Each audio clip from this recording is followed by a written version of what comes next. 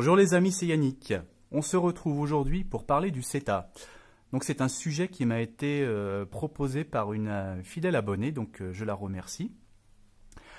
Le CETA, je ne m'étais jamais penché dessus jusqu'à maintenant. C'est vrai qu'on en entend beaucoup parler ces jours dans les médias. Il suscite beaucoup de craintes, hein, apparemment.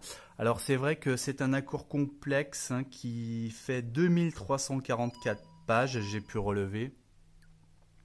Donc voilà, on redoute un petit peu les conséquences, les coups fourrés, les petites clauses et voilà tous les alinéas qui sont un petit peu passés sous le tapis. D'ailleurs là je vois le balai avec les étoiles de l'UE quand je vous dis ça, donc on va y revenir. Donc voilà, alors le CETA on en est où aujourd'hui? Alors on en est que il faudrait que les 28 pays de l'UE l'adoptent entièrement pour qu'il soit appliqué, ainsi que le Canada. Alors le Canada, c'est déjà fait, il l'a adopté. Dans l'UE, on en est à 12 pays qui l'ont adopté, 14 pays qui ne sont pas encore prononcés et 2 pays qui sont en cours, la France et l'Angleterre, qui ont donc partiellement validé la procédure d'acceptation du CETA. Donc voilà, aujourd'hui, on en est à peu près à mi-chemin dans l'accord du traité, sachant que celui-ci est déjà en place à 90%, hein, je crois, concrètement, entre les deux continents. Donc voilà, le tirage que j'ai construit.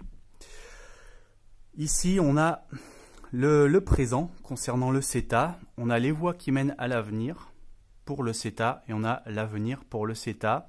J'ai demandé ici les conséquences économiques du CETA pour l'UE, les conséquences sanitaires du CETA pour l'UE et on a à la fin deux petites indications pour le paquet de cartes. Alors c'est parti avec le présent. Tout d'abord, on a ici la tempérance. La tempérance, c'est une carte qui nous parle d'échange. Vous voyez qu'il y a une personne qui transvase des eaux d'une jarre à une autre.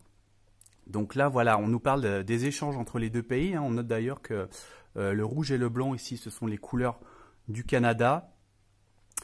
Je dirais qu'il y a aussi cette boîte qui symbolise peut-être le traité, qui est mystérieuse. On ne sait pas trop ce qu'il y a dedans, ici. On a ce serpent voilà, qu'on craint, hein, ce serpent qui est tenu ici par le Canada, je dirais. Donc on a peur que ce serpent il s'insinue chez nous, hein, dans l'UE, de manière assez vicieuse dans les produits importés.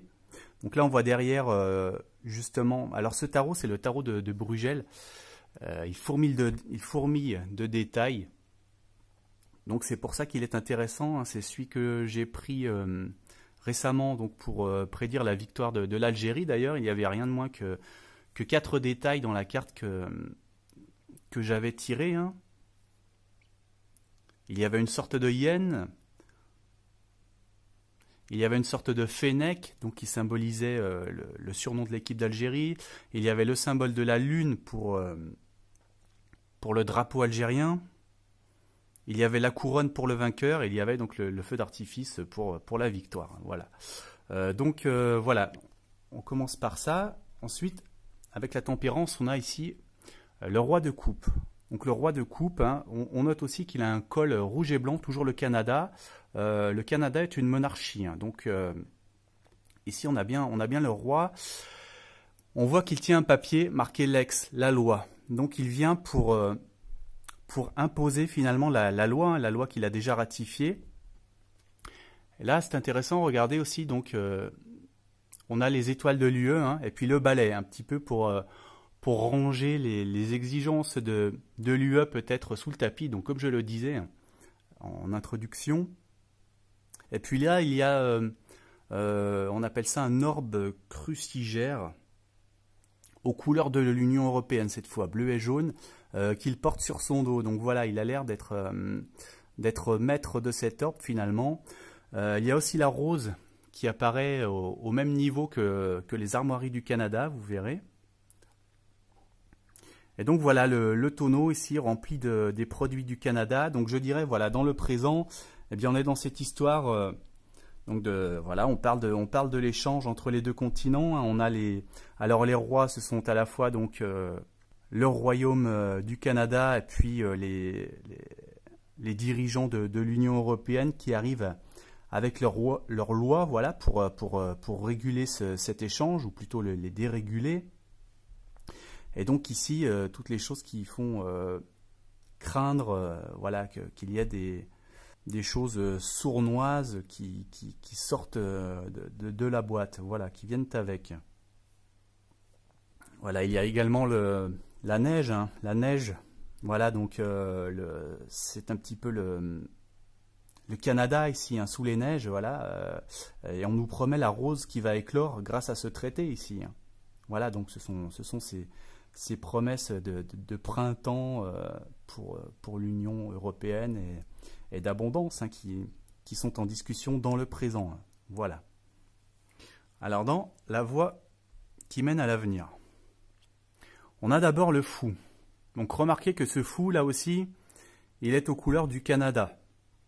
Voilà, il est blanc et rouge. Il a cependant sur sa tête un chapeau, lui, qui est multicolore, hein, bleu, blanc, rouge, jaune. Donc là, ça serait plutôt les pays de l'UE, comme ici le roi portait l'autorité de l'UE sur son dos. Ici, il a mis des grelots à l'Union européenne sur sa tête et il défile avec. Donc ce fou, il tient une balance. Hein. Ici, une balance. Alors c'est une balance qui n'est pas vraiment fiable, hein, vous voyez, il y a un bol en haut, un bol en bas, et il joue avec. Donc c'est la balance des échanges commerciaux, hein, qui est symbolisée ici. Et le fou, c'est qui? Le fou, c'est quelqu'un qui est naïf, qui suit sa voie sans prêter attention à tous les avertissements qu'on pourrait lui faire. Il peut s'engager dans une voie périlleuse, hein, une voie dangereuse, mais voilà, malgré les protestations, les semonces, il y va quand même parce que le fou, il est dans son monde. Hein. Et là, on voit qu'il y a ce chien, hein, ce chien de garde, il est là pour mordre les mollets du fou. Donc là, ce sont les oppositions, les opposants au CETA qui vont être là tout au long de la ratification de l'accord, j'imagine. Et puis qui vont quand même mordre un petit peu les mollets de cet accord qui avance. Voilà, pour essayer d'y aller, mais on va voir s'ils vont y arriver ou pas. Donc il y a toujours dans les voies qui mènent à l'avenir. Alors, très intéressant ici, ce set de coupe, il nous prévient de faire attention aux illusions. Voilà, vous voyez que là, il y a un château dans le ciel. Chaque carte de ce tarot est associée à un proverbe. Hein. Et là, le proverbe, c'est bâtir des châteaux en Espagne. Autrement dit, voilà, faire des promesses, avoir des rêves d'abondance, justement, de richesse, qui ne reposent sur rien, qui n'ont aucune fondation et qui ne seront pas tenus. Donc là, associé au fou, bien on voit vraiment que le fou, voilà, il se dirige vers ses châteaux en Espagne, hein, qu'il ne va pas en dévier. Mais voilà, ce sont des illusions, ce sont deux cartes qui s'associent extrêmement bien. On voit que là, on est dans le rêve, on est encore une fois dans l'illusion. Donc voilà, donc la voie qui mène à l'avenir, ce sera ça, la persistance des gens qui veulent faire adopter le CETA malgré les oppositions et qui vont bâtir des châteaux en Espagne. Donc voilà, qui vont promettre monts et merveilles. Grâce à cet accord, hein, finalement. Et alors l'avenir, donc est-ce que cet accord va être adopté finalement? Alors là, vous voyez, on a deux cartes extrêmement parlantes aussi. Hein. Ici, on a le 2 de coupe avec ces deux personnes qui font la fête. Et ici, on a, regardez, c'est la tour de Babel. Hein. Vous regarderez à quoi ressemble le Parlement de l'UE.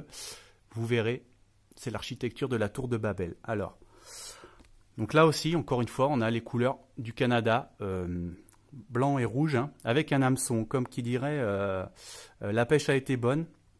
Les gens ont bien mordu à l'hameçon finalement. Donc là, c'est l'heure de faire la fête. Donc moi j'interpréterais ça comme voilà, comme une ratification de l'accord entre les deux continents, et voilà, ceux qui l'ont supporté donc sont heureux. Alors le proverbe de cette carte, c'est l'amour égalise les différences. Hein. Sachant que le CETA prévoit une harmonisation des normes entre les deux pays. Voilà, cet amour, cet amour et ces différences, ce sont ça. Ensuite, donc je vous disais, on a la tour de Babel, hein, on est dans le tarot de Bruegel, donc cette fameuse tour peinte par le peintre Bruegel. Alors cette tour, donc c'est lieu, hein, donc oui, on voit cependant qu'ici c'est frappé par un éclair. Donc est-ce que ça pourrait être quand même une sorte de foudre de dernier instant, c'est-à-dire d'accord refusé? Je ne dirais pas ça. Hein. Au vu de la carte qui lui est associée, moi je vois vraiment ici simplement la tour de l'UE et la fête avec le Canada, l'accord. Donc voilà, l'accord à mon avis là, il sera bien adopté malgré tout. Hein. Cet éclair, c'est aussi peut-être celui qui frappe les peuples qui habitent cette tour, hein, les peuples de l'Union européenne aussi. Alors, pour ce qui concerne les conséquences économiques, vous voyez qu'on retrouve le château, hein, le château qu'on nous a promis ici, dans la voie qui mène à l'avenir.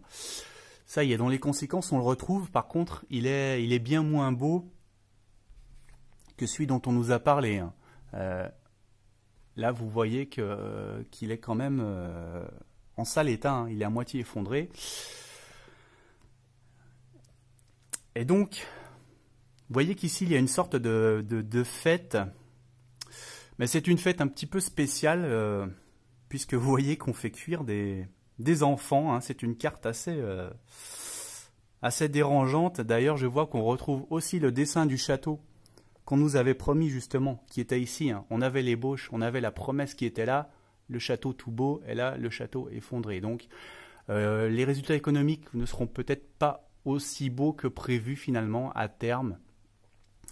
Et je dirais que là, alors le proverbe de cette carte, c'est qui ne dit mot consent, et vous voyez que donc voilà, il y a une sorte de notion d'immoralité, hein, de ces gens qui font bouillir des enfants. Ici, ces gens qui pèsent des enfants presque pour les manger, presque comme si finalement pour l'économie, les jeunes générations étaient sacrifiées quelque part. Et donc voilà, qui ne dit mot consent, là vous voyez qu'il y a quelqu'un qui regarde tout ça en se mettant la main sur la bouche, donc il ne peut rien dire, et voilà, donc on laisse faire un petit peu ces activités, ces échanges, pas toujours très sains donc, malgré tout. Et donc là, il y a ces gens qui en sont contents, hein, qui font la fête, et voilà que ça ne dérange pas d'avoir ces produits un petit peu douteux dans leur assiette, malgré tout. Alors, les conséquences sanitaires. Vous voyez que là, on a un troupeau de moutons. Là, il y a un lion qui est prêt à sauter dessus, hein, qui les garde au coin de l'œil. Et donc, on a le berger qui est là, qui doit veiller. Donc là, le berger doit veiller même quand son troupeau dort. Hein, voilà. Donc ici, clairement, on a une mise en garde de vigilance, hein, concernant les conséquences sanitaires. C'est-à-dire qu'il va falloir une vigilance de chaque instant. Hein. Ce berger, il a sa lampe, il ne peut pas s'endormir paisiblement puisque le lion, il est là. Et donc voilà, je dirais que les conséquences au niveau de l'hygiène, de la santé sont prêtes à envahir l'Europe un petit peu. Là, c'est les moutons européens, hein, quelque part. Hein, voilà, les peuples naïfs d'Europe, sûrement. Donc voilà, il va falloir ouvrir l'œil pour voir ce que vous avez dans vos assiettes et dans les produits qui vont arriver apparemment. Les viandes, ouais, ça risque d'être ça au niveau de la santé. une grande vigilance à avoir. Alors la carte du dessus du paquet qui résumerait un petit peu tout ça. Hein. Déjà vous voyez qu'on retrouve le fou ici, hein, le fou qu'on a eu au milieu, qui s'est jeté sur quelqu'un pour qu'il n'y voit plus vraiment clair. Voilà, ici on a deux personnes qui sont en train d'échanger, lui ses choux, lui son or, chacun dans son domaine. Ici on a le personnage qui porte les globes crucigères. Donc voilà, là c'est une scène un petit peu qui résumerait tout ça. Ici on a encore la rose hein, en bas à gauche pour rappeler le Canada. Oui, donc l'orfèvre connaît l'or et le maraîcher connaît les choux. Hein, voilà, telle est la sentence. Donc là c'est un petit peu la confusion, je dirais, la confusion sur le CETA hein, qui est bien exprimée par cette carte à l'heure actuelle. Hein, confusion générale. Et donc, le dessous du paquet, donc là, vous voyez que c'est intéressant, on a ici un détail qui est révélateur, c'est ces deux papiers avec le mot pactin, pactal, pacte, les traités, donc ici c'est les choses finalement que voudraient éviter ceux qui défendent le CETA, c'est-à-dire qu'ils voudraient faire advenir ce pacte, voilà, pouvoir échanger leur pain tranquillement et éviter que donc ce pacte qui est en train d'être mis en place ici avec cette échelle pour faire le pont entre les deux pays, eh bien ce pacte s'effondre. Hein. Voilà ce contre quoi luttent ceux qui promeuvent le CETA en ce moment. Hein. Voilà, ils veulent que tout reste en place, que tout se construise et que ce pacte soit mis en place et permet de faire le pont donc, entre les deux continents.